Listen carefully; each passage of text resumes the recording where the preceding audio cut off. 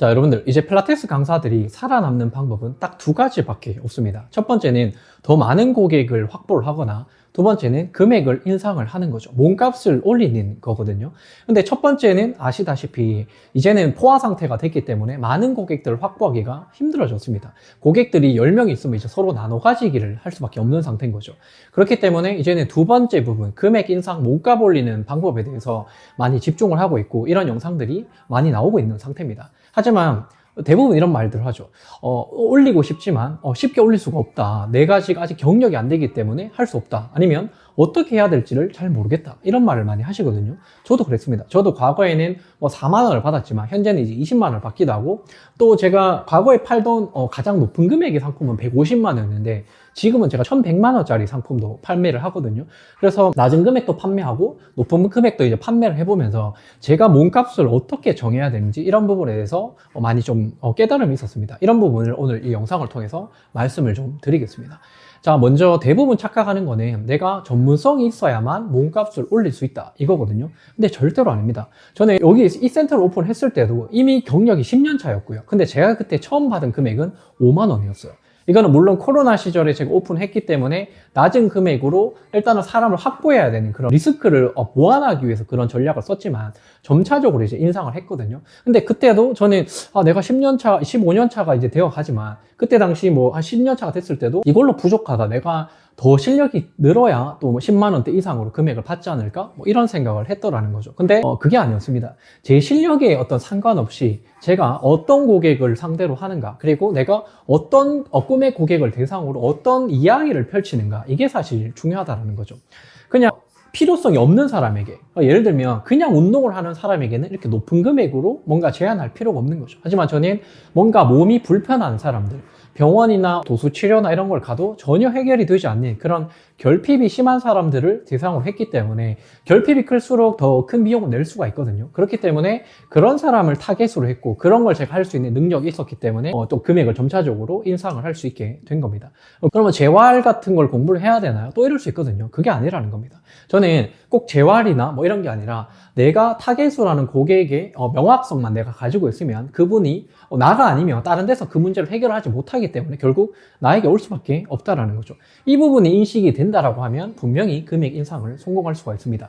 제가 먼저 제 사례를 말씀드리면, 저는 한 10년 전, 15년 그쯤 된 것 같아요. 거의 PT를 처음 시작할 때 한 4만 원 받았거든요. 근데 한 7년 전에는 8만 원 받았어요.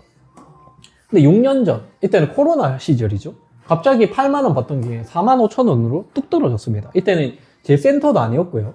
그래서 제가 피트니스에서 이런 정책을 펼치다 보니까 제 금액이 그냥 왔다 갔다 거리는 거예요. 그래서 저는 내 몸값이 이렇게 올랐는 줄 알았는데 왜 또 이렇게 내가 떨어져야 되지? 그래서 이때 8만 원에 등록했던 많은 분들이 환불을 하고요. 다시 이걸 등록을 했어요. 그럼 저는 수업을 2배를 해줘야지 저한테 이제 마진이 남는 그런 상황이 된 거죠.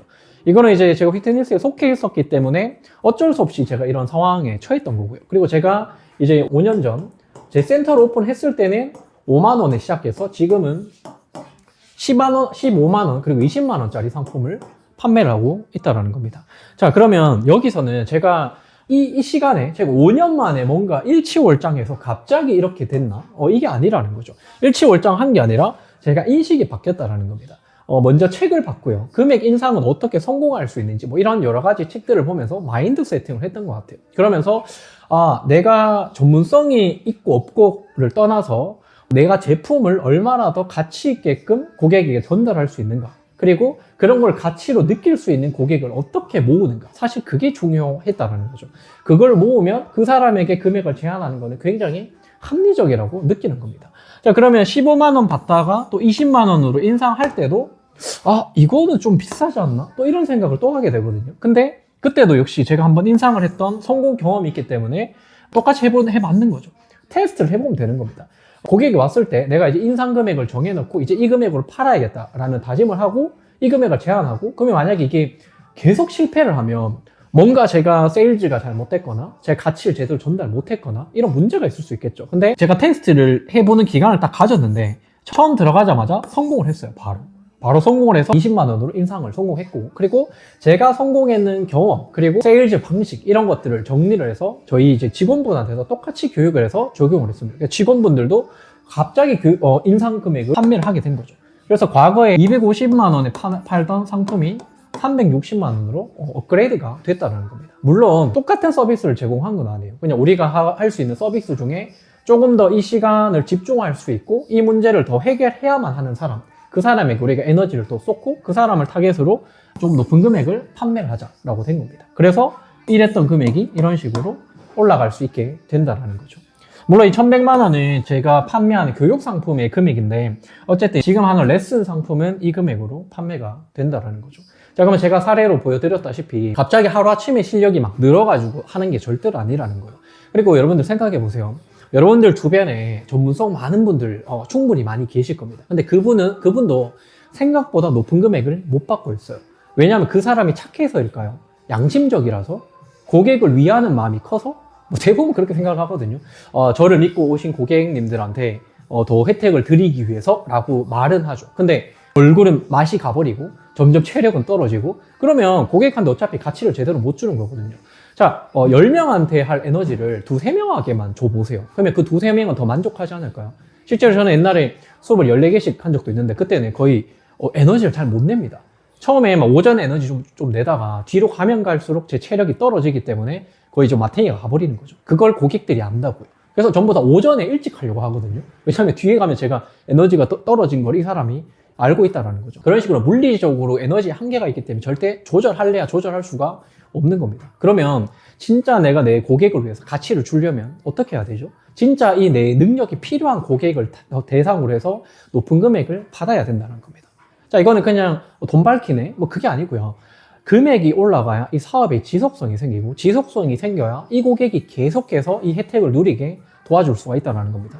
저희 현재 고객님들 중에는 선생님 아프지 마세요. 제가 정말 오래 할 거기 때문에 건강하셔야 됩니다. 이런 말을 하시는 분도 계시고 자기가 이걸 언제까지 할 수 있을지 정말 지금에 감사한다. 뭐 이런 말을 하시는 분도 굉장히 많단 말이에요. 근데 제가 갑자기 안 해버리면 이분들이 정말 좀 힘드시겠죠. 그렇기 때문에 사실 제가 이걸 계속 지속하기 위해서는 사업이 잘 돼야 돼요. 이게 계속해서 지속성이 나왔을 때 이 사람들에게도 그 혜택을 줄 수가 있다는 겁니다.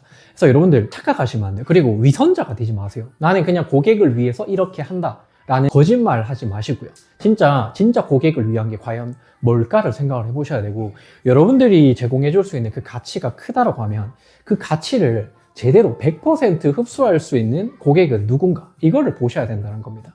잠깐 제 교육 이야기를 하면 제가 같은 상품을 옛날에 저가로 판매를 했을 때 8만 원에 팔아도 효과를 못 보는 분들이 계세요. 왜냐하면 8만 원을 내고 수업이 안 들어오거든요. 근데 80만 원을 내면 수업에 당연히 옵니다. 서울에서 대구까지 온다고요. 그러니까 10배 되는 금액을 내면 이 사람들이 여기 와서 정말 열심히 해요. 그러면 사람이 바뀐 걸까요? 사람이 바뀌었죠. 80만 원 낼 수 있는 사람, 이게 정말 간절하게 필요한 사람만 오게 된다는 거예요. 그러면 8만 원 냈던 사람은 간절하지 않았나? 간절하지 않았을 거예요. 그러니까 8만 원을 내도 8만 원의 기회를 줘도 안 오는 겁니다. 그러니까 이런 식으로 저는 온라인에서 그리고 오프라인에서 여러 가지 저가 고가를 정말 다양하게 많이 판매를 해봤거든요. 그러면서 제가 느낀 거는 제일 중요한 건 내가 어떤 가치를 줄 수 있는 사람인지를 정확하게 정의를 먼저 하셔야 돼요. 그럼 내가 줄 수 있는 가치가 명확하다고 하면 그 가치를 얻을 수 있는 사람을 타겟으로만 전략을 펼쳐셔야 된다는 거죠. 근데 나는 사실 이런 분을 대상으로 하는데 제가 뭐 재활이 필요한 그런 사람에게만 하는데 갑자기 욕심이 나서 저는 보디빌딩도 해봤어요.